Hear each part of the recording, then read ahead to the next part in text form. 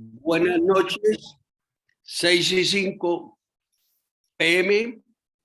Vamos a dar inicio a nuestra reunión número 130 del Grupo de Interés Cultural de SESIMIN, citada para el día 20 de septiembre a las 6 de la tarde. Hoy corresponde un tema muy interesante con dos conferencistas del más alto nivel. Son dos infectólogos. El doctor Carlos Álvarez y nos va a hacer la moderación el doctor Carlos Pérez. Carlos Álvarez, conocido por todos, ya ha estado en estas reuniones hablándonos específicamente con tema de COVID. Es médico internista, infectólogo, profesor titular de la Universidad Nacional, vicepresidente de salud de todo el grupo Keralty en Colombia, delegado mundial de la OMS para Colombia con el tema COVID, representante del presidente de la República ante el Ministerio de Ciencia, Tecnología e Innovación, y por encima de todo eso, gran ser humano, gran colega, gran amigo y miembro de la Academia Nacional de Medicina. El doctor Carlos Pérez, internista, infectólogo, jefe de los servicios de infectología de la Universidad del Hospital de la Samaritana y de la Clínica de Mali, y también con todas las condiciones personales, humanas y académicas que él tiene. Yo con esta presentación quisiera permitirle la palabra al doctor Carlos Pérez, que nos cuente un poquitico, introducción, cómo va a ser la mecánica de la reunión, y después le pasamos la palabra al doctor Carlos Álvarez. Muchas gracias nuevamente, Carlos, y Carlos, por habernos aceptado esta amable invitación a este grupo de interés cultural de SESIMIN con un tema tan importante e interesante, no solamente para los que somos médicos, sino el resto de personas que hacen parte de este grupo, como cultura general de todo lo que nos puede venir con la viruela símica. Muchas gracias. Tiene la palabra, Carlos. Bueno, no, primero muchas gracias, Jorge, por permitir estos espacios.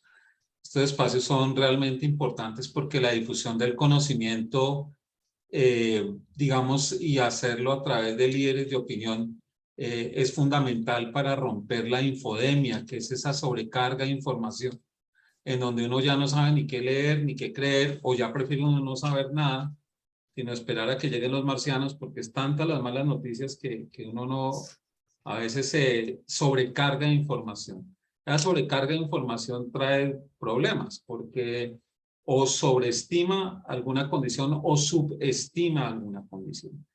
Y creo que el tema de la viruela símica habla digamos, nos permite esa reflexión.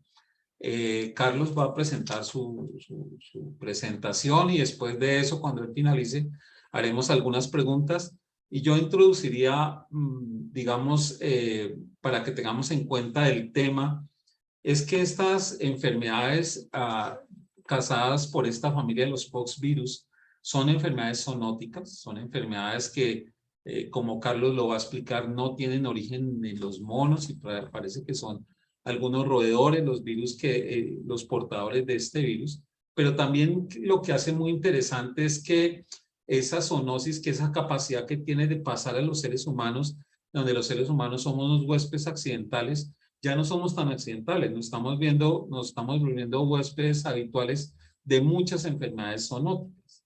Estas enfermedades zoonóticas, muchas de ellas se han originado en el continente africano. El dengue, el zika, el chikungunya, VIH y muchas enfermedades, incluyendo el monkeypox, hacen parte de todo ese cortejo de enfermedades que tiene un probable origen zoonótico y que se han ido infectando a los humanos y ya quedándose en el humano, como les decía, no como un huésped accidental, sino como un huésped definitivo.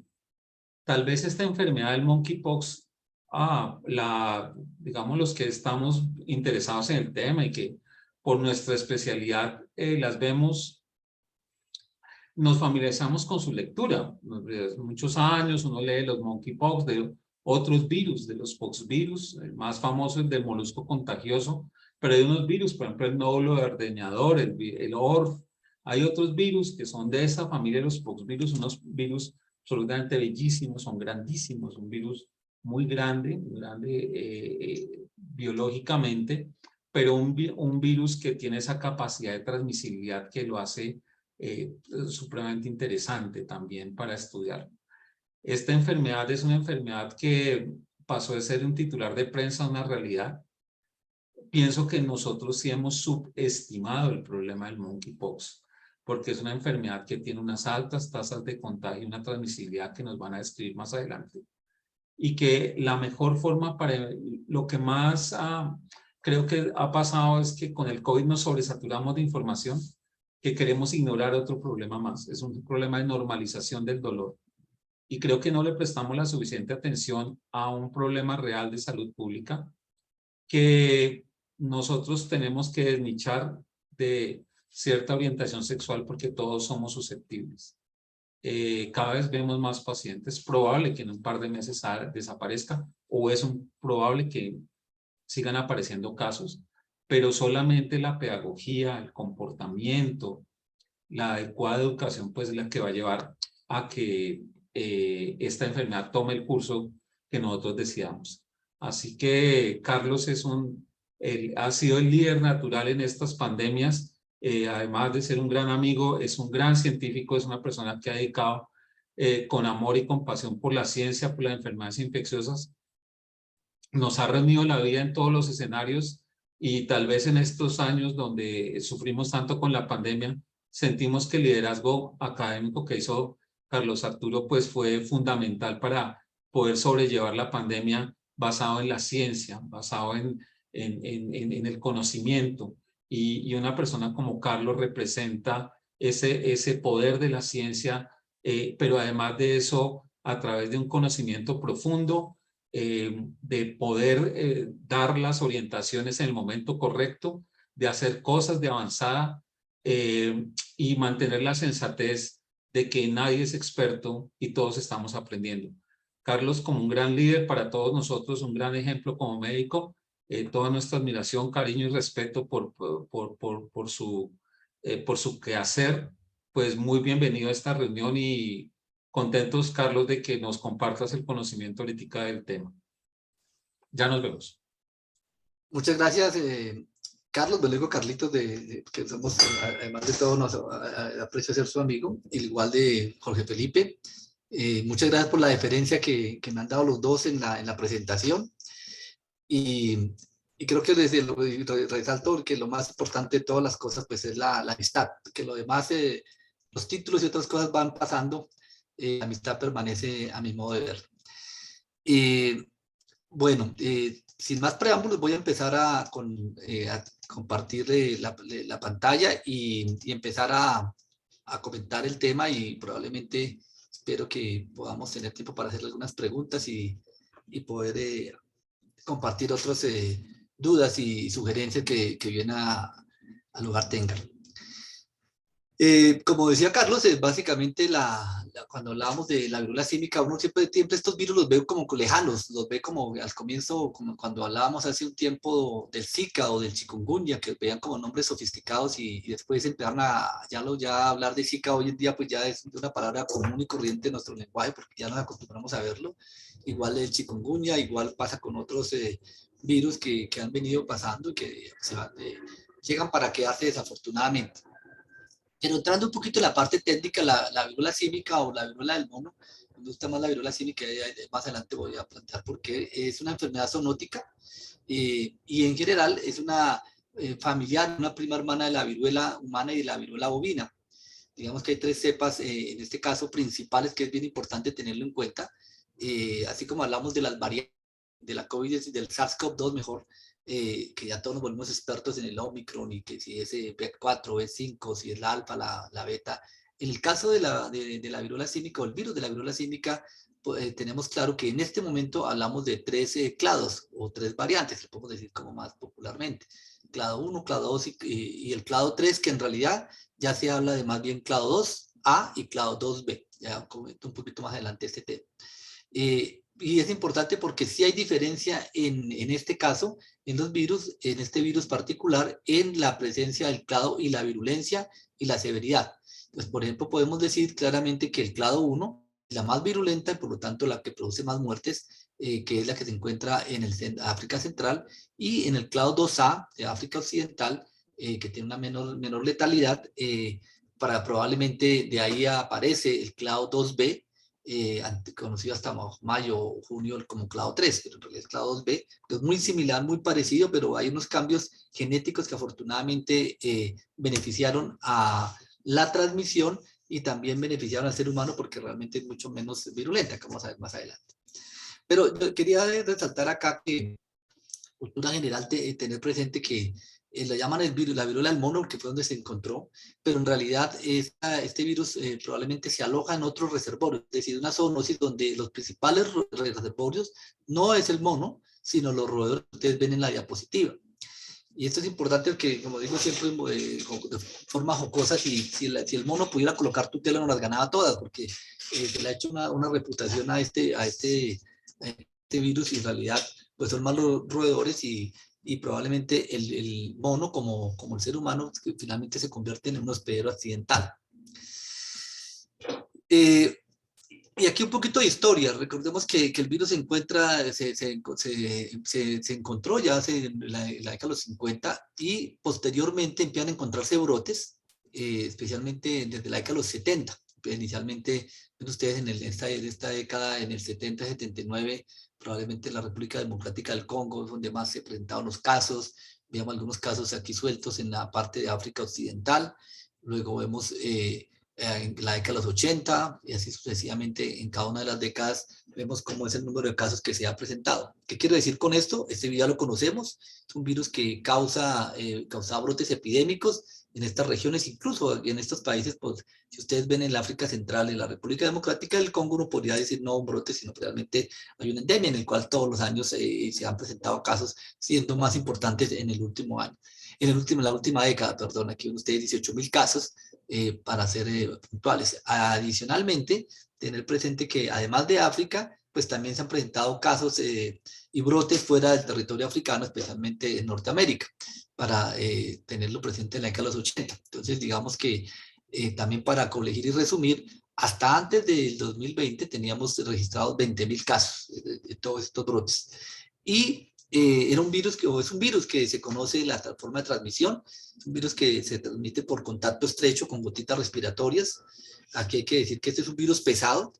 Un virus pesado significa que es 2 o 3 veces más pesado que el virus del SARS-CoV-2 y eso desde el punto de vista plasmático tiene una connotación importante, es que este virus no se queda en aerosoles.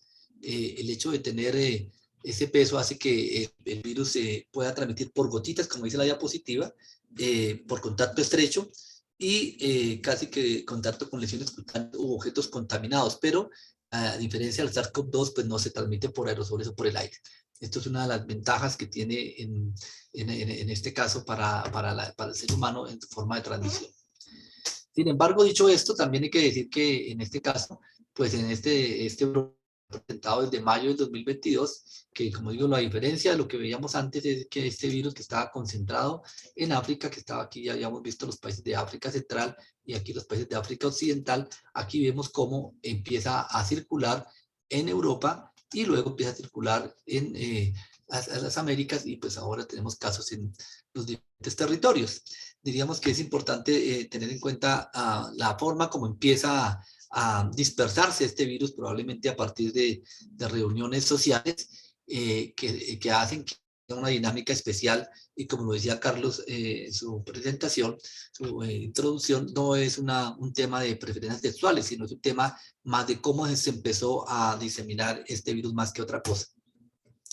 En este momento, a esta semana epidemiológica, estamos hablando de tener un número importante de casos, estamos hablando de tener más de 60.000 casos, de los cuales, como ustedes ven, la mayoría ocurren en las Américas y en Europa. En el caso de los otros continentes están gran parte concentrada el número de casos que se tienen reportado hasta ahora. Y cuando hablamos acá específicamente de América, ¿perdón, alguna pregunta? Perdón, favor apagar todos los micrófonos. Sigue, Carlos. Cuando estamos hablando de América, vemos acá que afortunadamente Colombia en este momento en el número de casos está peleándose con México el quinto lugar. Lástima que esto no fuera las Olimpiadas y estuviéramos mirando medallas olímpicas, sino desafortunadamente estamos viendo casos de viruela símica en el cual pues estamos viendo que indirectamente pues ahí se ajustada la población general, pues ya vemos cómo efectivamente pues el número es importante, que es probablemente el número más real cuando ajustamos la tasa por millón de habitantes y vemos el verdadero impacto probablemente superado por territorios pequeños, pero que tienen impacto como Puerto Rico. Aquí más el detalle de lo que sucede en Colombia para que lo tengamos presente. A la fecha del 19 de septiembre tenemos 1.650 casos. De estos 1.650 casos vemos también cómo es la distribución de personas. Básicamente tenemos 1.653 casos, de los cuales la mayoría son hombres, el 98.9%, pero aquí vemos ya un número importante de mujeres también contagiadas. También importante para resaltar lo que decía Carlos, no es solamente de población de hombres que tienen sexo con hombres, sino en realidad, como digo nuevamente, es la forma como inició la epidemia, pero vemos que empieza a haber un cambio de patrón epidemiológico de hombres hacia mujeres, y también teniendo en cuenta acá en el grupo de 10 a 19 años, pues ya empezamos a tener reportados adolescentes y niños, que también ya se ha visto y hay un número importante de casos. En el caso para resaltar, de Estados Unidos, hasta la semana pasada ya se tenían 23 menores de 10 años confirmados de viruela símica. Y aquí vemos algunas características. En general, vemos que predomina, como les digo, por la razón que ya hemos comentado, mayoría de hombres que tienen sexo con hombres. Vemos pacientes con VIH en un porcentaje importante, trabajadores de la salud, 3,7%, historia de viajes, pues básicamente teniendo en cuenta los sitios donde hay circulación, transmisión sexual, 87%. Y aquí viene una connotación importante que entra a la discusión, si realmente esta es una enfermedad que considera de transmisión sexual, como se plantea acá en esta misma diapositiva de la OMS, o es una infección de contacto sexual. Porque al final viene una connotación particular cuando se habla de transmisión sexual, si es que realmente hay por intercambio de secreciones o sencillamente por el contacto íntimo que tiene una relación sexual, o contactos íntimos, no necesariamente con contacto sexual o de transmisión sexual puede hacer la transmisión del virus. Es decir, lo que sabemos es que claramente sí hay virus en las secreciones vaginales y en el semen, que puede ser viable, es decir, se puede transmitir.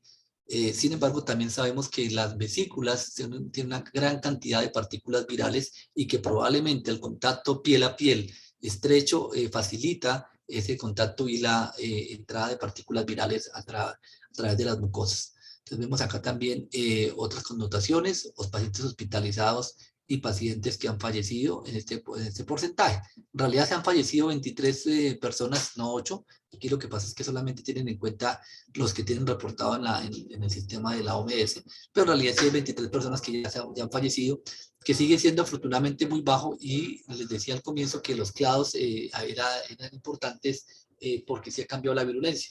Para que lo tengan presente, el clado de África Central, el clado 1, tiene una letalidad, una mortalidad de 11%, la de África Central, África Occidental, el 1%, y probablemente estamos sumando 0.00006%.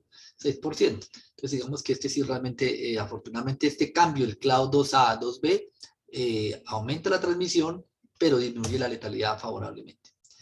Hasta ahora vemos acá cómo la situación entre hombres y mujeres en el mundo, lo que vemos en Colombia también lo vemos en el mundo. Fíjense ustedes que la mayoría de casos son en población masculina. Sin embargo, no se nos debe olvidar esto, que es la situación diferente de los clados 2A y 1 en África Central y Occidental, en el cual aquí nos muestra que, aunque son brotes más controlados, ven ustedes acá la proporción entre hombres y mujeres es completamente diferente. Esto porque lo resalto en el sentido en que nos muestra también el riesgo que puede ocurrir en que este virus pues fácilmente pues puede pasar a otros grupos poblacionales y cambiar ese perfil epidemiológico que hemos visto hasta ahora. En los casos iniciales, vieron 11.000 casos, la mayoría se han referido a un tipo de transmisión por un contacto sexual, por contacto persona a persona, algunos con material contaminado, algunos asociados a la atención en salud, otros por exposición ocupacional y otros exposición de animal a humanos, como ustedes ven en la diapositiva. Entonces, digamos que aquí ya empieza también a tener presente que esto no solamente es un virus que se transmite por contacto sexual o como quieran llamar por transmisión sexual, que también es otro de los mitos y lo que decía Carlos al comienzo de la infodemia. Entonces diríamos que hay unos mitos que empiezan a quedarse y hay que tener cuidado en que no necesariamente porque ha sido una situación particular al inicio de la epidemia sea una realidad biológica. Desde el punto de vista clínico, se resalta que la mayoría de las personas pues, presentan el rash, el brote que lo hace característico. Pero fíjense ustedes que una de las características que uno siempre tiene en cuenta en enfermedades infecciosas, que es la fiebre, solamente el 57% lo hacen, es decir, 6 de cada 10. Rash genital, solo 41%. Cefalea, fatiga. Y otro que era algo que era muy característico en los clados africanos, que es la linfadenopatía. Ya casi que era algo patognomónico, se decía que siempre hay que buscar la linfadenopatía, o lo que vemos en los libros, realmente lo que muestra acá es que no es así. En este clado lo que vemos solamente se produce 1 de cada 4. Entonces es un punto importante para tener en cuenta en la sintomatología. Y algunas veces puede confundirse con otro tipo de sintomatología que puede pasar desapercibido. Es decir, puede que un paciente que tenga cefalea, fatiga, astenia y tenga lesiones orales. Podría ser una viruela símica o otro rash genital o úlceras genitales que puede confundirse fácilmente con herpes simples o con sífilis o con chancro para tenerlo presente. Y algunos de los casos que hemos visto, por ejemplo, en Colombia, han consultado a urgencias y muchas veces se han para la caja con otro diagnóstico, incluyendo varicela, para tener en cuenta que lesiones vesiculares en este momento, pues hay que sospechar de forma activa la viruela símica. Dentro de las lesiones vesiculares, pues vemos la evolución que puede presentarse en antema y puede ir migrando, como ustedes ven en esta diapositiva tomada de los CSE, a máculas, pápulas, vesículas, pústulas o costras. Y por lo tanto también hace difícil a veces el diagnóstico porque va a depender de en qué momento el paciente está consultando. Pero ustedes ven ahí la evolución desde el momento en que hace el prodromo, cómo es dicha evolución y ven ustedes las lesiones que pueden ser únicas, pero también pueden ser múltiples. Hemos tenido casos que tienen más de 70, 80 lesiones vesiculares en el tronco, por ejemplo. Estas son otras lesiones y algunos puntos para tener presente de algunos de los hallazgos que se han presentado y que están ya publicados. Fíjense ustedes, por ejemplo, este caso que fácilmente podría confundirse con otro tipo de lesiones que fácilmente, si no se tiene la sospecha clínica, rápidamente podría uno pensar en un diagnóstico diferente. Desde el punto de vista de la detección y el control, pues hay puntos que se han venido haciendo desde el gobierno, del Instituto Nacional de Salud, pues han hecho la búsqueda por canales generales y canales específicos, tratando de llegar a más población. Es una de las estrategias que se están haciendo en la información de la comunidad. Podemos mirar y discutir si esta es una estrategia que ha funcionado o no. A mi modo de ver, yo creo que hay que tener cuidado con el punto en que por no estigmatizar, se pueda minimizar la información para la gente que tiene riesgo y termina siendo al mismo tiempo estigmatizada la población en sentido contrario. Es decir, que por no estigmatizarlos terminan siendo más vulnerables al no dárseles la información adecuada sobre el potencial riesgo. En este momento, la definición de caso tiene el Instituto Nacional de Salud en Colombia es un paciente que presente en Santema, en cualquier parte del cuerpo, ya sean máculas, pápulas, vesículas, pústulas. Fíjense aquí la dificultad, porque muchas enfermedades infecciosas y muchos tipos de lesiones, como ustedes conocen, pueden presentar síntomas parecidos. Probablemente cuando hay vesículas o pústulas, pues es mucho más fácil diferenciar, pero máculas o pápulas no es tan fácil. Y lo mismo cuando hay una úlcera genital perineal o proctitis acompañada o no de fiebre, pues ya vimos cuáles son las características de las lesiones. Adicionalmente, pues los síntomas generales de lo que técnicamente o decimos virosis, que a veces puede tener hallazgo. Algunos pacientes tienen síntomas extremadamente leves. Se planteaban los famosos criterios epidemiológicos, que si ha tenido un viaje a una zona o si hay una zona endémica. Yo creo que en este momento eso ya pasó. Yo no creo que sea el momento ya de pensarlo de esa manera.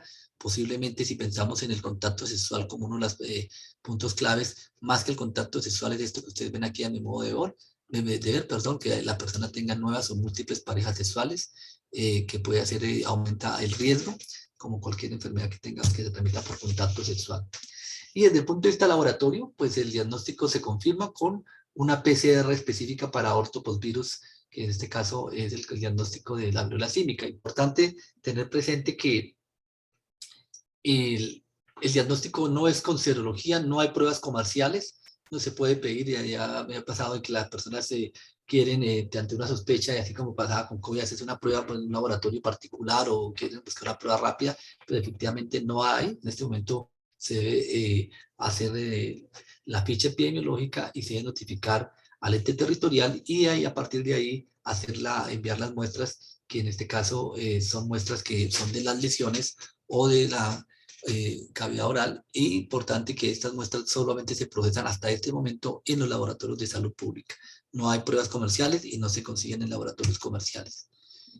Aquí vienen otras características que creo que ya en este momento también han ido cambiando y no lo considero importante. Algo clave es en qué momento un cuadro o una persona puede transmitir. Puede transmitir desde el momento que empieza el prodromo, es decir, el primer día del prodromo, hasta que las lesiones están completamente cicatrizadas. Todo ese tiempo la persona puede transmitirla. Si hay una exposición prolongada, cara a cara, sin elementos de protección personal, lo que conocemos técnicamente menos de un metro de distancia, por más de 15 minutos, pues podría ser suficiente para poder hacer la transmisión. Y eso es importante para que lo tengamos en cuenta los que trabajamos en salud. Es un punto clave que también es un riesgo muy importante. Lo igual, algo que aprovecho para resaltar, es que se puede uno contagiar con fomites como material contaminado, especialmente cuando hablamos de estos virus. Este es un virus que es de características ADN con envoltura. ¿Esto para qué nos sirve? Para, en castellano, el que tiene envoltura resiste más al medio ambiente, y por lo tanto hay que hacer un proceso de desinfección adecuado. No significa que tengamos que echar glutaraaldehído o formol, ni mucho menos, pero sí significa que se haga una limpieza asertiva y adecuada para poder eliminar este virus que puede permanecer por un buen tiempo en el ambiente, específicamente en estos fomites o la ropa de cama. Dentro del otro punto importante que se hace, que tiene tratar de la estrategia de contención, pues básicamente es el seguimiento diario durante los 21 días, que es el tiempo en el cual se considera que la mayoría de las personas llegan al proceso de cicatrización. Y en este mismo, pues básicamente se debe hacer seguimiento a todos los contactos de esta persona que puedan requieren aislamiento por este periodo de tiempo. Básicamente es el tiempo también en el cual la persona podría transmitir. Otras medidas, pues básicamente es buscar en sitios importantes, lo que llaman vigilancia intensificada, en grupos especiales, por lo que hemos visto hasta ahora, programas de VIH, conductas especializadas de enfermedades de transmisión sexual, en varicela, en poblaciones especiales también, empezar a sospechar que no en este momento, no toda lesión vesicular es varicela, probablemente puede ser varicela o puede ser viruela símica. Se ha visto en canales endémicos de varicela entre hombres 20 a 40 años, entonces también es importante el monitoreo de estas lesiones vesiculares. Acá, por ejemplo, vemos que definitivamente tenemos una situación ya particular. Cuando se hace la búsqueda activa, los datos del Instituto Nacional de Salud muestran que el 61% no tiene una fuente conocida. y por lo tanto yo creo que estamos en mora de decir que estamos en una transmisión comunitaria, porque creo que esa es la realidad. En realidad tenemos, fíjense que solamente un pequeño caso relacionado con casos importados, y lo demás es fuentes desconocidas. Entonces aquí yo creo que ya estamos viendo que no necesariamente está la definición que les mostraba. Efectivamente, pues ya estamos viendo una distribución en la población, ya vemos una diferencia también por estratos, empieza a haber una separado, básicamente el volumen también depende del nivel del estrato, y lo que quiero mostrar es que efectivamente pues ya estamos viendo en las diferentes partes del territorio nacional. Aquí les decía que el diagnóstico se hace con PCR, no se recomienda tomar muestras de sangre de suero porque la sensibilidad es muy baja para poderlo hacer, y aquí ven los laboratorios de salud pública en este momento que están habilitados para hacer la prueba de viruela símica. También en este componente epidemiológico, los que estén interesados en profundizar o estar al día de qué está pasando en la página del Instituto Nacional de Salud, así como entra uno por coronavirus, aquí entras por enfermedades emergentes, y en enfermedades emergentes está la información específica de viruela símica, los informes que actualizan semanalmente. Cambiando de tercio y dejando un poco la parte epidemiológica, 2 o 3 cositas importantes con respecto al tratamiento y vacunas, que también se ha dicho mucho sobre esto, sobre este tema, pero en realidad tenemos algunas connotaciones particulares. Y podríamos resumir que en realidad tratamientos, vacunas específicas, pues tenemos muy poco, especialmente los antivirales. Básicamente se han empezado a utilizar en Europa y Estados Unidos, pero la recomendación que ustedes ven publicada por la Organización Mundial de la Salud sobre lo que es los medicamentos que se conocen en este momento que potencialmente podrían tener alguna actividad, realmente pues no tienen evidencia científica de que la tengan. Digo potencialmente porque han estado en fase 1 o fase 2, que muestran que tiene utilidad para inhibir la formación de la envoltura del virus, en el caso del tecovirimat, pero realmente la eficacia de administrarlo, pues todavía no se conoce. El benzidofovir, que también hace la misma inhibición, pero por otro mecanismo, la síntesis del ADN mediado por polimerasa, hasta ahora empezando con estudios fase 2. El cidofovir, que lo conocemos para el manejo del citomegalovirus, también puede inhibir in vitro la replicación del virus de la viruela símica, también mediante la inhibición del ADN polimerasa, pero tampoco se hay ningún estudio que demuestre que sirve y que, para disminuir las complicaciones o la evolución de la enfermedad. Y lo mismo pasa con el NIOCH14, que tiene análogo a la tecovirimat, en que probablemente son medicamentos que, como dice la diapositiva anterior, se deben recomendar siempre y cuando se hagan dentro de estudios clínicos para poder tener alguna información a futuro de saber si estos medicamentos realmente funcionan, porque como les digo, hasta ahora no lo conocemos. Aquí está la información, no puede encontrarla en la página de la OMS de cómo se prescribe el tecovirimat, benzidofovir y cidofovir. Que decir que en Colombia todavía no se consigue ninguno de estos medicamentos. El cidofovir se conseguía antes, ya no tiene registro sanitario en Colombia. Es decir, en este momento pues no tenemos opciones para tratar en Colombia. Y pues la idea, recomendación es que si se llegan estos medicamentos dentro de emergencia sanitaria, pues deben ser utilizados también bajo supervisión para poder hacer seguimiento y ayudar a tener datos sobre su utilidad. Estos son los datos en los cuales están en fase 1, fase 2, no voy a entrar en detalle, pero solo para que lo tengan en cuenta de estos medicamentos. Ahora bien, esta es otra revisión, es un tema también el que quiera profundizar esta revisión de Clinical Infectious Disease, hay una revisión ya más extremadamente compleja para los detalles y mecanismos de acción y cómo conseguirlo y qué se debe hacer. Pero bueno, no creo que solamente es a manera de información. Básicamente recordar que en este momento, por ejemplo, en Estados Unidos, a pesar de lo que acabamos de ver, pues se recomienda el tratamiento para personas con enfermedad severa, básicamente que tengan, recordemos que una de las complicaciones no solamente es la piel, algunas personas pueden tener lesiones de una sepsis, es decir, una lesión sistémica, hay pacientes que hacen encefalitis, de hecho ya hemos tenido en Colombia casos de encefalitis, y hay pacientes que requieren hospitalización por su condición clínica de base, que los hace con mayor susceptibilidad, como puede ocurrir con lo que vemos siendo diferentes de la varicela. A veces hago el símil con la varicela, pero recordemos que son virus completamente diferentes, no tienen nada que ver, solamente ambos producen lesiones cutáneas de tipo vesícula. Y también se considera que la población pediátrica, especialmente menores de 8 años, tienen mayor riesgo de complicarse. Otras personas que se recomienda el tratamiento, embarazadas, personas con dermatitis, una más complicaciones. Es decir, hay algunas, por el riesgo de complicación, se prioriza estos tratamientos, pero como digo, todavía falta información sobre su utilidad. Y el otro punto importante es las vacunas. Entonces, en vacunas es mucho más complejo el tema, pero básicamente se simplifica porque no son muchas las que realmente hay. Ustedes ven esa tabla llena de letras y de productos, pero en realidad tener en cuenta que las vacunas de primera generación eran las vacunas que utilizaban para vacunar contra la viruela humana.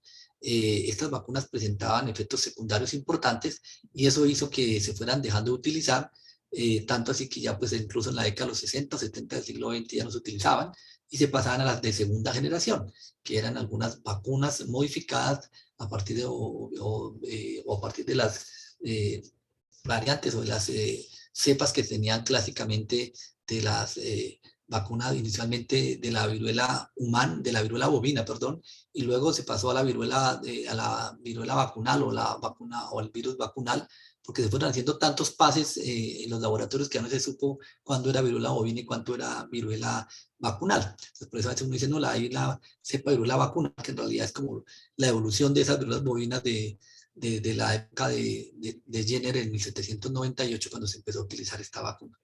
Pero acá diríamos que esta segunda generación teníamos unas vacunas que están específicamente en los Estados Unidos, que las tenían guardadas para evitar emergencias de bioterrorismo, básicamente cuando se consideró en el 2002-2003 la posibilidad de tener ataques bioterroristas con viruela humana, tenían vacunas específicamente con la viruela, y también se ha venido trabajando en una tercera generación de vacunas que básicamente son vacunas que tienen mayor seguridad. Son vacunas que en realidad tenemos 2 vacunas de estas características que logran ser producir menos efectos secundarios y en ese sentido una ventaja. Sin embargo, también hay que decir que esas vacunas no se han probado específicamente contra la viruela símica.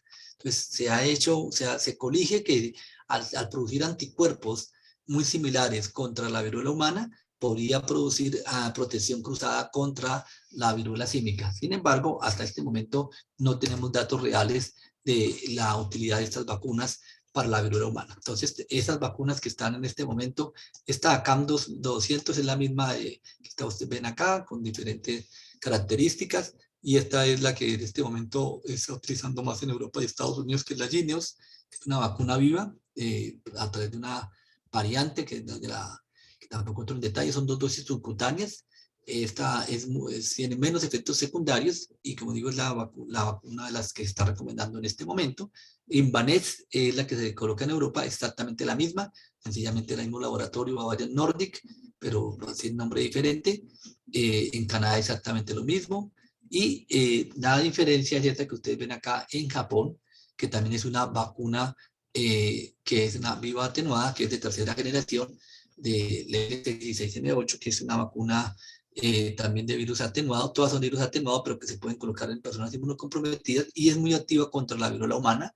De hecho, era la vacuna que se utilizó el último año en el control de la viruela humana en Japón.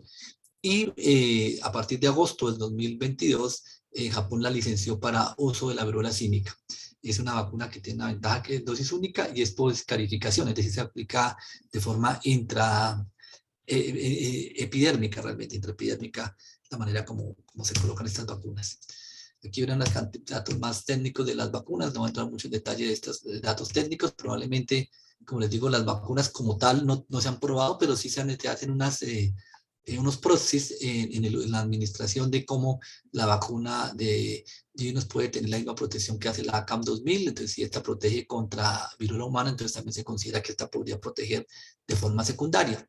Pero en realidad no hay datos de la eficacia de los Jynneos en la profilaxis posexposición, sin embargo, es lo que se está recomendando. Entonces, digamos que básicamente lo que va a pasar es que en las siguientes semanas vamos a ver que la aplicación de forma rutinaria en Estados Unidos y en Europa puede mostrar datos si esta administración puede ser útil dependiendo en qué momento se coloca, si es útil en los primeros 4 días o los primeros 4 o 14 días después de la exposición, a qué personas se debe colocar. Igual ocurre con la vacuna de LS17M8, que también empieza a ser utilizada y que probablemente se requiere aplicarla, pero también dentro del contexto de seguimientos de estudios fase 4 para evaluar si realmente lo que pensamos que sucede, sí sucede. Porque, como digo, sean vacunas para la viruela humana, la para la viruela símica, y suponemos que tienen radiación cruzada o protección cruzada mejor, pero no lo conocemos. Esto hace que en este momento el grupo estratégico de la OMS pues, se plantean que hay todavía unas brechas de conocimiento para las vacunas contra la viruela símica en eficacia, en efectividad, en esquema, en calendario, qué poblaciones se benefician más, qué cambia el comportamiento, cómo sería la estrategia de despliegue de las vacunas. Hay una serie de preguntas que pueden seguir haciéndose sobre lo que está pasando. Quisiera terminar con esta diapositiva, básicamente porque en algunas situaciones particulares, y es que pues tenemos evidencia de transmisión de humano a animales, en este caso a perros. Es decir, hay otros mamíferos que pueden ser afectados por la viruela símica, y esto hace que podría ser potencialmente convertirse en reservorios que faciliten la posibilidad de que este virus llegue para quedarse. Igual eso hace que tengamos nuevos reservorios diferentes a los que están en el territorio africano. Y una connotación particular es que también podría ocurrir que hay personas asintomáticas que pueden transmitir el virus. Eso es una situación particular que ya se vio en algunos casos, en este caso en Bélgica, y probablemente o biológicamente podría ser otra situación particular en que hace difícil o casi imposible plantear una contención de un brote de viruela símica, porque estaríamos hablando de que una persona sin síntomas pueda transmitir a personas susceptibles. Esto pues epidemiológicamente pues no tiene manera de que se haga la contención. Afortunadamente la tasa de ataque, que no es otra cosa de que tantas personas se contagian, que sean susceptibles y se puedan contagiar a partir de una persona contagiada, no es tan alta. Probablemente es 2 o 3 veces más baja que el SARS-CoV-2, y eso se da básicamente por la forma de transmisión. Ya comentamos que no se transmite por el aire. Y lo otro que también es una situación particular es la idea de que se transmita a partir de superficies, de fomites, que ya lo habíamos visto que se puede mantener, y adicionalmente la posibilidad de que se encuentre en saliva y adicionalmente en otras secreciones como semen, que puede ser perfectamente una enfermedad de transmisión sexual y que podría conllevar también a alteraciones en esa transmisión vertical que todavía no conocemos. Esto es lo que tenía para contarles, y quedo pues atento a los comentarios de Carlos, de Felipe y de los asistentes.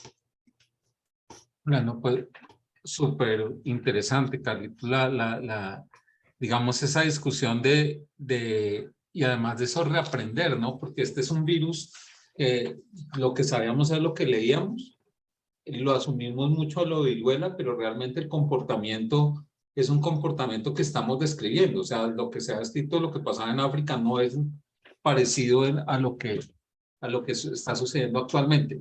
Yo quisiera hacerte primero una pregunta como para ir por partes. Primero hablar de la parte epidemiológica, luego transmisión y luego el tratamiento. En la parte de la epidemiología, obviamente ese desarrollo en Europa es un desarrollo pues que se relacionó con este Pride, con el contacto sexual que pudo haber sido en España como originario y estas cosas. Sin embargo, me llama mucho la atención cómo ha sido la tasa de crecimiento en Europa versus las Américas, donde en las Américas la tasa de crecimiento es mucho más alta y en Europa como que se estabiliza. ¿Tú qué concepto ves de esa importación hacia las Américas y el crecimiento? ¿Hay algo relacionado con el comportamiento? ¿Es un hecho simplemente casual de progresión de la enfermedad? ¿Por qué en África no se registra? ¿Por qué no hay diagnóstico? ¿Qué opinas de eso? Yo creo que son las tres cosas, Carlos. Yo creo que alguna situación particular en África de pronto no se registra. Es una situación clara, es decir, también hay mucha gente protegida. Entonces, yo creo que en África es un continente que nos ha mostrado que tiene dos connotaciones. Menos gente susceptible y adicionalmente no se registra.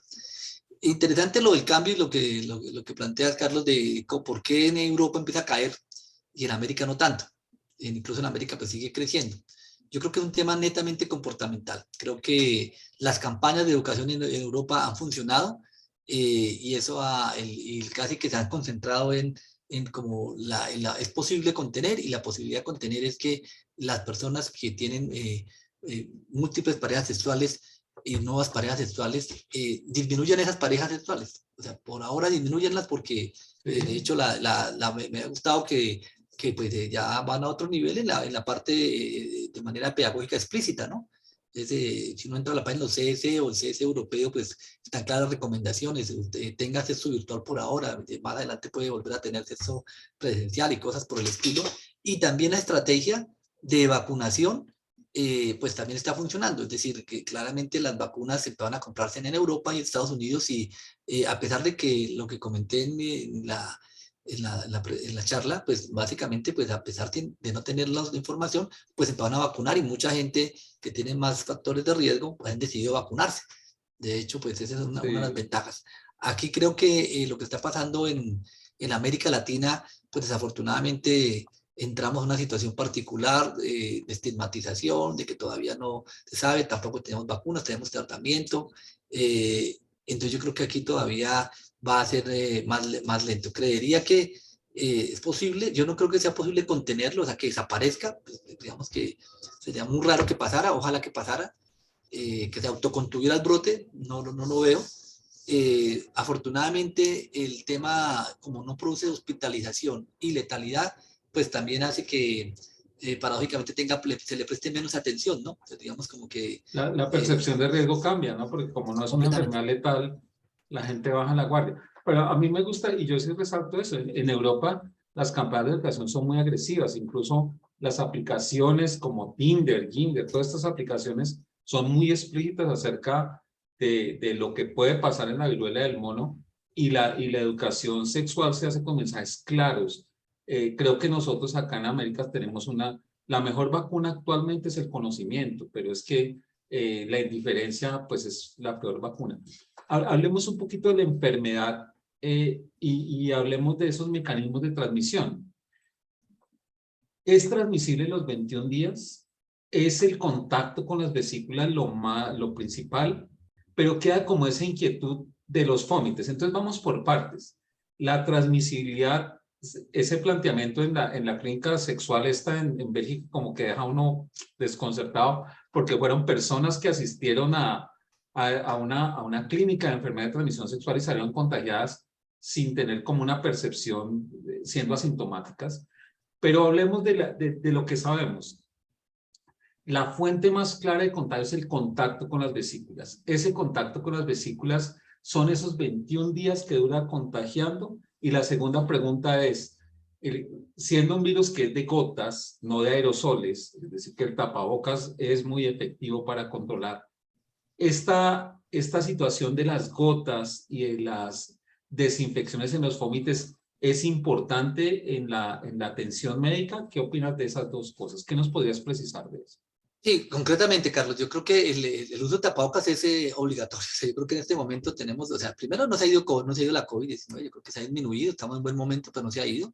Pero adicionalmente, en los servicios de urgencias, es claro que tenemos un riesgo y en ese sentido, pues el tapabocas funciona. Y el tapabocas, estamos hablando de tapabocas convencional. Diferencia de SARS-CoV-2 a este, pues sabemos que el tapabocas convencional o quirúrgico, pues es efectivo para ambos. Obviamente más efectivo en el 95 para el SARS-CoV-2. Aquí no habría diferencia para la viruela símica, ya que de acuerdo con el tapabocas, de acuerdo con el lavado de manos, que es importante porque uno no está exento de tocar vomites. En el caso de tocar lesiones, pues yo creo que nadie, o esperamos que nadie de nosotros toque lesiones sin guantes en este momento, y pues que no se debería tocar lesiones por otras cosas. Tampoco así como si la viruela símica, pues nadie le va a creer que se contagió de sífilis tocando una lesión en el consultorio. Entonces yo creo que sí es importante que también hay otras enfermedades que se transmiten igual por contacto, entonces hay que tenerlo presente. Y retomando el primer punto de la pregunta, Carlos, sí, 21 días, pero como siempre le digo a los estudiantes, los virus no leen los libros ni el sistema inmune, pues no todo el mundo hace 21 días. Podría ser que una persona tiene 28 días y todavía tiene lesiones activas. Lo que se dice es, o sea, la manera fácil es decir días, porque esa es la cosa que nos ayuda administrativamente a decir cuánto le damos de incapacidad, 21 días. Pero si al día 21 la persona tiene lesiones todavía activas, pues sigue contagiando. Entonces toca ampliar la incapacidad. Sí, total. Y hay personas que al día 14 ya están completamente cicatrizadas. Entonces, diríamos que es entre 2 a 3 semanas, pero la clave es que tenga todas las lesiones cicatrizadas. Sí, y creo que ese es un punto importante porque sabes también que he visto que hay gente que no quiere la incapacidad por 21 días. He visto dos cosas curiosas. Uno, varicela por 21 días, o sea, no aplica.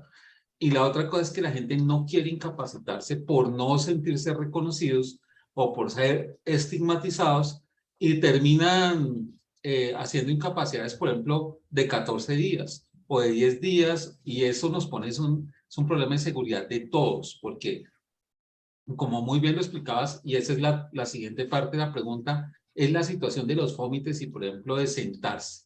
Hablemos de un baño de un avión, por ejemplo, de una persona con viruela símica. Eso sería un potencial riesgo, por ejemplo, usar esa misma letrina o esa misma taza en sitios donde una persona estuviera. Eso podría ser de lo teórico a lo práctico. ¿Tú qué opinas de esa situación? Es la menos probable, pero es Bueno, pero real. es sí, Carlos se caracteriza por colocar ejemplos clásicos de la vida que empiezan a preocupar a todo el mundo. Pero bueno, mire, yo creo que sí es importante tenerlo presente, porque en realidad, pongamos el peor escenario, una persona con viruela símica tiene vesículas en La región perineal. en la región perineal y se sienta en la taza del baño, pueden quedar algunas costras y algunas partículas virales. Si no se limpia la taza, pues fácilmente pues podría la persona que se sienta después llevarla en la piel. Y si toca las manos, pues se las pega en la mano y se la pete en las manos, pues va a quedar las partículas virales y se las puede llevar a las mucosas y se podría contagiar. Claramente, o sea, biológicamente es posible. ¿Qué es lo que uno puede hacer? Pues básicamente este virus resiste, pero es un virus que no significa que no se pueda acabar con alcohol y con jabón. Entonces, lo que hay que hacer es lavarse las manos. Realmente en una de estos tiene que ser... ¿Limpiar? Lo que sabemos siempre hay que hacerlo bien y limpiar. Y limpiar en ese caso puntual. El tiempo de estar, que era lo que pasaba en los aviones con los SARS-CoV-2, que una persona con COVID entra al baño y dure 2-3 minutos respirando y queden las partículas en aerosoles, pues ahí sí es difícil, porque eso sí, justamente cuando alguien aspira, pues ya entraba y podía aspirar. Entonces la diferencia aquí es el contacto, el fomite, el que hace la diferencia. Y para ponerlo más pragmático, no en el avión, sino en un consultorio de urgencia que uno entre, pues básicamente vuelve la importancia de lavarse las manos. Nada que hacer, ese es un tema importante porque protege no solo contra este virus, sino otros, ¿no? Y un paso antes de darle la palabra a Jorge Felipe es que ningún virus se resiste al trapo, o sea, si la limpieza, porque la humedad es lo que hace persistir estas cuestiones. Si nosotros secamos adecuadamente, si usamos los desinfectantes, es mantener la higiene, o sea, digamos que usar un baño no va a traer un problema siempre y cuando uno utilice, pues digamos, las medidas higiénicas básicas. Aquí no se necesita ni hacerse exorcismos con alcohol, ni hacerse inmersiones en glutaraldehídos para que eso no pase, es mantener la sensatez y el sentido común para la decencia. Jorge Felipe, ¿ibas a hacer alguna pregunta? Carlos, sí, primero pues felicitarlos por la claridad en que Carlos Álvarez y tú han manejado este conversatorio. Para médicos y no médicos, yo creo que nos ha quedado muy claro la viruela símica. Yo tengo dos preguntas, una relacionada con el tema y otra ad lateris, que si quieren ambos también pueden ayudar a contestar. La primera, yo creo que a Carlos le queda fácil, la segunda sí que quisiera oír el comentario de los dos. Nuestro sistema de salud, que es digno de mostrar en el continente, pues pienso yo que cubre todo lo que es el tema de vacunas y tratamiento. La pregunta es, independiente de lo que cueste físicamente, qué tan costosas es la vacuna y un tratamiento para un paciente ya con una viruela símica instaurada. Es solo por curiosidad de verlo desde Jorge, un sistema aquí el problema no es el costo, aquí el problema es la disponibilidad. que no hay. Porque estas vacunas de viruelas de la viruela símica es un virus vivo no replicante que tiene unas connotaciones de fabricación muy especiales, distintas a las vacunas de RNA, de unidades que vimos que se pueden producir mucho más masivamente. O sea, aquí yo creo que el problema no es costo, aquí el problema es accesibilidad. Y un segundo, y no sé qué opina Carlos, pero es que definitivamente esperar a que haya más opciones para vacunas o que hayan más casas comerciales que fabrican vacunas, digamos que es algo que no es real porque las vacunas primero están en fases de estudio y como ya vimos, había, no sé, creo que 150 o 200 prototipos de vacunas de COVID mucho más fáciles de hacer entre comillas y tenemos 10 después de 2 años de pandemia. Entonces tener en este tipo de virus un desarrollo más grande, pues va a ser complicado. Yo resumiría en acceso, aquí no es costo. Y segundo, que la fabricación es una fabricación más demandante, con menos casas comerciales que se necesita, pero obviamente el desarrollo tecnológico va a hacer que eso no sea una vacuna que en 10 meses estemos todos vacunándonos. Ojalá fuera así, no sé. ¿Qué opina Carlos?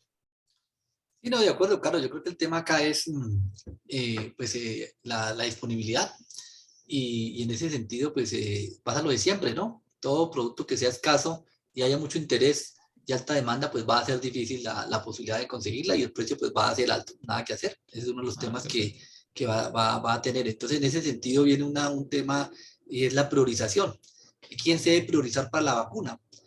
Quién está en riesgo y en ese sentido también trabajar en ese aspecto porque va a pasar ese punto. Pero en términos generales, Jorge Felipe, estas vacunas son mucho más caras que las de COVID-19, partimos de esa base. Las de COVID-19 son muchísimo más caras que cualquier vacuna. O sea, digamos que para tener presente, las vacunas de COVID se compraban entre 10 a 16 dólares. Una vacuna de polio se consigue a 2 centavos de dólar. Entonces, son diferencias marcadas y eso es un tema de oportunidad, ¿no? De oportunidad. Y eso va de la mano con el acceso. Bueno, el segundo comentario es algo que quiero oírlo a ustedes y es una sensación mía. Yo creo que el COVID y refiriéndonos también a la viruela, el uso del tapabocas, el cual era, pues nadie pensábamos que íbamos a necesitar utilizarlo como llevamos ya casi 3 años, y verdad que nos acostumbramos en el buen sentido y constructivamente. Mi pregunta es, ¿ustedes cómo ven a futuro que el tapabocas sea un elemento obligatorio en toda consulta médica y ni se diga al entrar a un hospital o a una institución de salud? Yo quisiera oírlo un poquitico en eso, Carlos, es algo especulativo, pero es que yo lo estoy viendo, qué tanto en este momento es medible las bajas de infección transmisibles por vía aerosol, como ustedes decían, porque pues, no sé, se está volviendo ya una costumbre, pero yo veo que es una costumbre bien adquirida, que si uno está sentado en su consulta y llega alguien a la consulta, ya como que el tema del tapabocas se volvió parte importante desde el inicio del conversatorio. Entonces, eso lo digo a nivel de consultorio y ni se diga a nivel de institución de salud, llámese un centro, una clínica o algo. ¿Cómo ven ustedes desde el punto de vista de salud pública ese tema de que definitivamente se volvió algo en donde cualquier institución de salud obligatorio entrar con el tapabocas, tanto el médico como el paciente? Gracias. Yo creo, perdóname Carlitos, pero yo creo 3 cosas, que debió haber pasado una pandemia para entender 3 cosas, que lavarse las manos salva vidas, que usar tapabocas previene las infecciones respiratorias y que vacunar a adultos es tan efectivo como vacunar niños. Tuvo que morir millones de personas y vivir una pandemia para entender que los tapabocas en un hospital no son prendas de vestir, son mecanismos de seguridad. Y sin duda, el tapabocas llegó para quedarse en la práctica médica, yo no tengo ninguna duda. Lo mismo que Carlos hablaba, porque a los dermatólogos les encanta tocar las lesiones y si tienen relieve eso. Ahorita con la viruela del mono se vuelve algo que yo siempre he peleado mucho con los dermatólogos porque tocan todo y raspan todo y eso hay que saberse poner guantes, hay que usarlos, las medidas de protección. Yo creo que lavarse las manos y utilizar los elementos de protección llegó para quedarse. Lo que me parece absurdo es que no se quedara. Me parece absurdo que la gente con síntomas respiratorios no usaran tapabocas.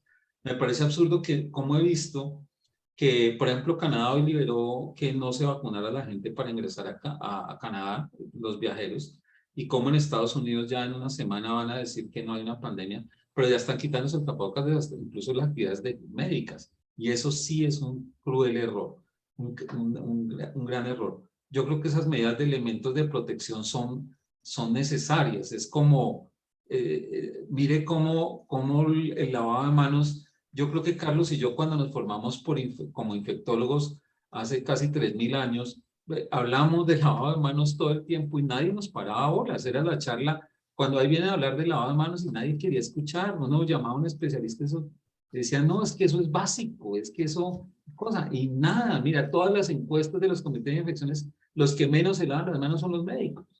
Porque un médico ya de por sí se considera antiséptico, entonces pues no se lava las manos porque el señor no transmite bacterias. En cambio, la enfermera sí, y todos los demás nos tenemos que lavar las manos, menos los doctores especialistas. Y nos dimos cuenta después de la pandemia lo importante que era que la gente que no se lavaba las manos se infectaba más, se moría más, y los que lavaban manos se infectaban menos y se morían menos. Así de sencillo. Entonces, claro que llegó para quedarse. No sé qué opinas, Carlos. Sí, yo resumo, pues ya lo comentó Carlos, yo solo resumo que a mí me gusta mucho la propuesta que hizo la Secretaría de Salud de Bogotá. La Secretaría de Salud de Bogotá planteó en el último resolución en que dependiendo el momento epidémico, si se sale del canal endémico para infección respiratoria, se debe usar tapabocas en los centros hospitalarios, en los colegios y en el transporte público. Y eso me parece que es una de las medidas que debería quedarse inteligente, que claro, puede ser que si sabemos que en Bogotá hay pico respiratorio abril, mayo, junio, y sabemos que hay pico en octubre y noviembre, eso lo sabemos todo el tiempo. Y sabemos que se mueren muchos niños, o sea, el número de niños que se mueren en Bogotá por eso es alto, solo en Bogotá. Lo que pasa es que como que nos hemos acostumbrado a que eso tenía que pasar y era así. Y también sabíamos que los hospitales en el pico pediátrico era importante, pero antes los que vemos adultos como que nos parecía, pero veíamos a los pediatras luchando y quejándose de la situación y bueno, entonces así es que están en pico respiratorio, pero me parece que esta dinámica sí hace que efectivamente disminuya, porque sí, y lo vimos. Y creo que también hay un punto importante, Jorge, es que las personas también entendieron que cuando se ponen tapabocas tienen menos alergias, que cuando se ponen tapabocas van a tener menos problemas. Entonces, eso me parece que también, a mí me ha gustado mucho eso, que cuando uno habla con varios de las personas o pacientes, no, yo sí sigo con tapabocas porque es que a mí me cambió la vida.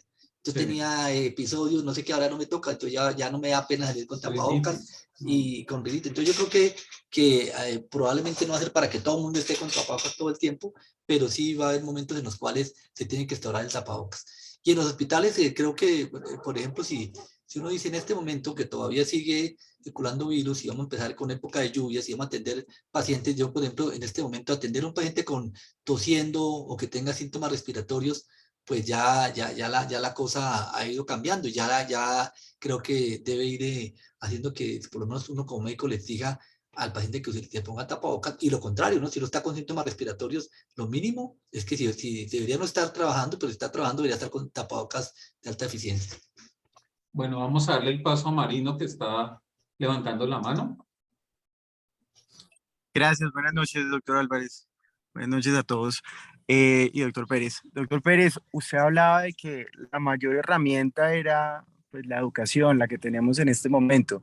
Desde el gremio urológico, que pues yo he tenido la oportunidad, precisamente en la Samaritana tuvimos un caso de Sí. VIH, viruela, todo, fue todo el paciente. Sífilis tenía también.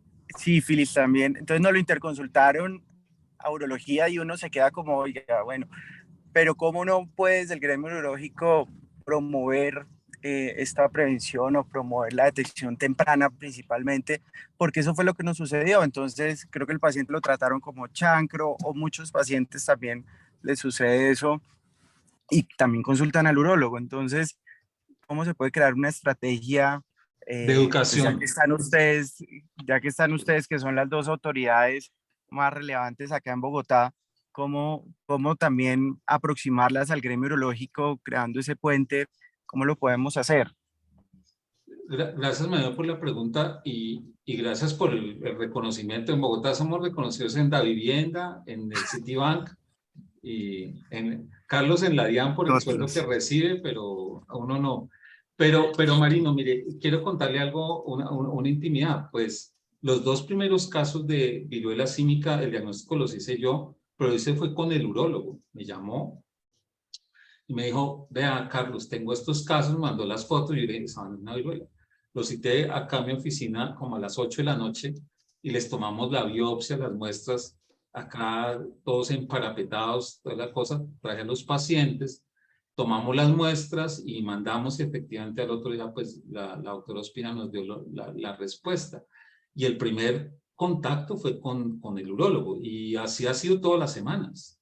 Que he tenido casos en donde es el urólogo el que consulta. Yo creo que como todo, creo que es muy importante en urología sentarnos a hablar del tema, porque es una puerta de entrada muy grande. Cuando las personas se ven lesiones en el pene, consultan al urólogo o van a una droguería, pero es muy difícil que vayan a un médico general, es una enfermedad vergonzante, digamos que hay situaciones complejas. Lo que sí me llamó la atención es que el muy buen enfoque que tuvieron, porque vieron la lesión, tomaron las fotos, no se pusieron a tocar las lesiones, tomaron las fotos, documentaron, pero viene la implicación para el resto de consulta, ¿no? Entonces yo les dije, no pueden seguir haciendo consulta, tienen que lavar donde estaban, donde examinan los pacientes, cambiarse la ropa, o sea, ahí también hay unas implicaciones de comportamiento, pues mientras estamos en esa curva de aprendizaje. Creo que urología es sobre todo en esta enfermedad, es un punto crucial. Y creo que haces un buen recorderis para hablar con la Sociedad de Urología, y lo haríamos con todo el gusto para poder reunirnos y hacer como un update de la enfermedad y sobre todo qué precauciones hay que tener en la consulta. No sé qué opina Carlos. No, completamente de acuerdo. Creo que es un tema que no es, y estos temas no son de infectología, neurología. Yo creo que incluso toca llevarlos a otro nivel, Ginecología. y ginecología, y creo que medicina de urgencias. Creo que son temas importantes para tenerlo presente. Aprovecho que hay una pregunta que nos hacen por el chat, y es si las personas que tienen más de 50 años están protegidas contra la viruela símica. Diríamos que en teoría sí. Lo que se habla es que hay una protección cruzada del 80 al 85%, digo teórica, porque nada la ha demostrado, pues obviamente no tenemos brote de viruela símica, pero se cree que hay una alta protección, y pues lo que vamos a ver en estos días probablemente son las publicaciones que muestren la cantidad de anticuerpos y la protección, aunque también hay que decirlo que ya ha habido casos de personas que han estado vacunados contra viruela humana y que se han contagiado con viruela símica, es decir, no es del 100%, por lo menos sabemos que no es del 100%. Sí, para que ustedes reconozcan, el doctor Álvarez ya está vacunado para viruela y yo, como soy una generación anterior, no estoy vacunado para viruela. Bueno, no sé Se escondió tiene... cuando estaban vacunando, se escondió. Sí, claro. Carlos sí tiene 2 por el rango de... Bueno, quiero que terminemos hablando un poco de este tema de las vacunas. Carlos, una cosa importante es la estrategia de la vacunación en capullo, y acá se habla de vacunación en anillo. Recordemos que el concepto de aislamiento, de cerco epidemiológico fue con la viruela. La OMS nació de la viruela. Y esos grupos de contención que se hacían para viruela, y cómo se vacunaban estos ciclos, estos brotes donde había viruela, se hacía la vacunación, y cómo se contenía la enfermedad, y estoy hablando de la viruela humana. Y el concepto de eliminación de la enfermedad se hizo haciendo esos cercos epidemiológicos, la definición de cerco epidemiológico y el concepto de viruela, y esa vacunación que se hacía en círculos. Aquí la vacuna entra a ser un rol importante porque podría yugular la enfermedad si se aplica antes de los primeros 5 días en las personas que tengan contacto. Es decir, que esta vacuna no solamente sería, es una estrategia preventiva, sobre todo en los contactos. Esa importancia de la vacunación en anillo, de estas vacunaciones, llamémoslas por cercos, por cohortes, ¿qué validez le ves? ¿Sí serán importantes en esta estrategia de viruela del mono cuando tengamos la disponibilidad? ¿Ahora requerimos la vacuna? ¿Tienes apagado el micrófono? Yo creo que son los temas en los cuales tenemos que poder aportar con datos, porque no hay la información. Se cree que la profilaxis post-exposición sea en los primeros 4 días, pero no, eso fue porque se considera que es así, pero probablemente es una de las preguntas que pasé rápidamente al final de las que tiene que resolverse. A priori diría que sí, a priori diría que yo creo que hay que apostarle a eso, en que hay que tratar de colocar la vacuna rápidamente, porque sí se sabe que la vacuna produce anticuerpos, o sea, eso sí no tiene discusión. ¿Qué tanto protege lo que no sabemos? ¿Y en qué momento es el mejor momento de colocarla? Entonces yo creo que por lo menos colocarle vacunas a las personas que conviven con un caso me parece una buena estrategia. Y colocarle vacuna a las personas que tienen riesgo de complicarse me parece una buena estrategia. Por ejemplo, esos son dos puntos claves en los cuales tendría que hacerse énfasis en este momento y son los que yo priorizaría en el caso de que tenemos vacuna disponible. Como personas con VIH, por ejemplo, personas inmunosuprimidas, urólogos, yo creo que personal de la salud tienen que vacunarse también.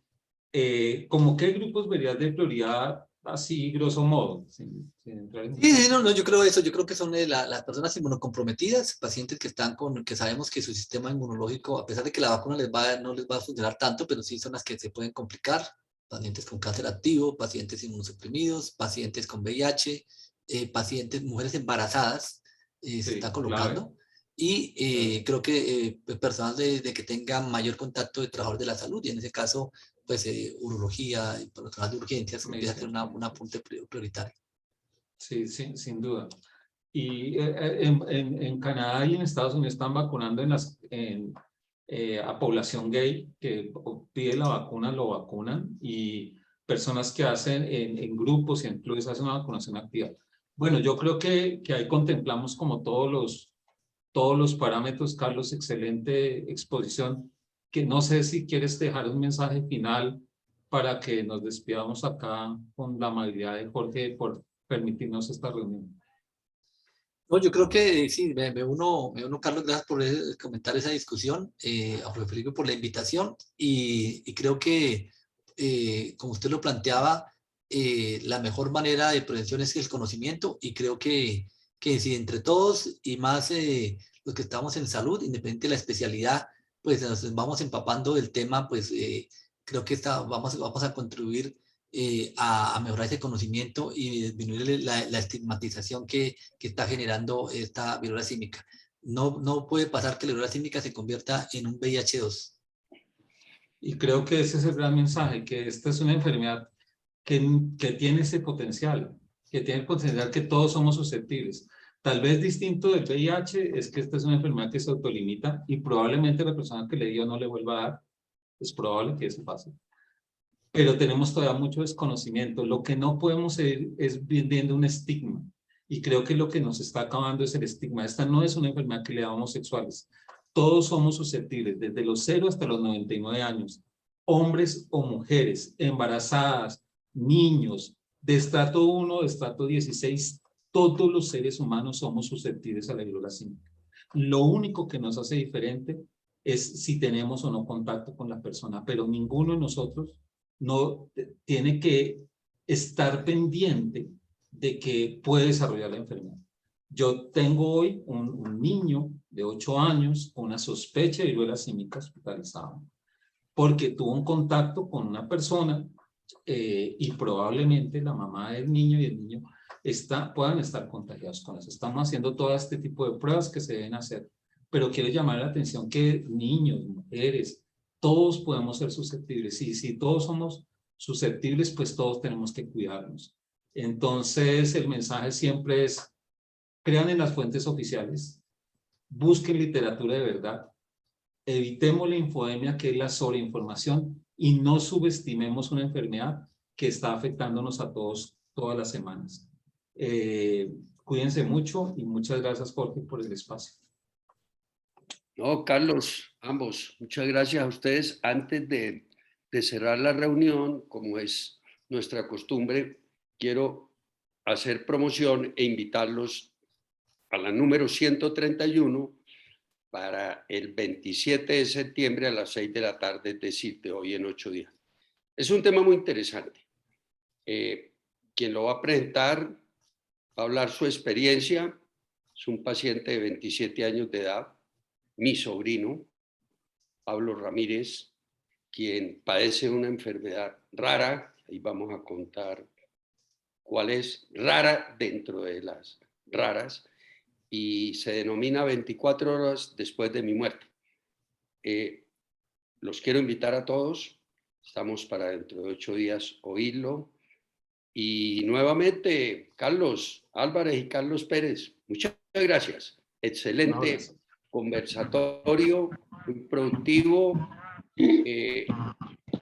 gran número de personas. Mañana me piden la charla que queda grabada y esto tiene una muy buena difusión, mucho más de lo que uno se imagina, porque primero ya estas 130 reuniones que llevamos hoy ya tienen muy buena difusión, audiencia en primer y en segundo tiempo, y eso es lo que queremos, poder que la comunidad se entere de todos estos temas.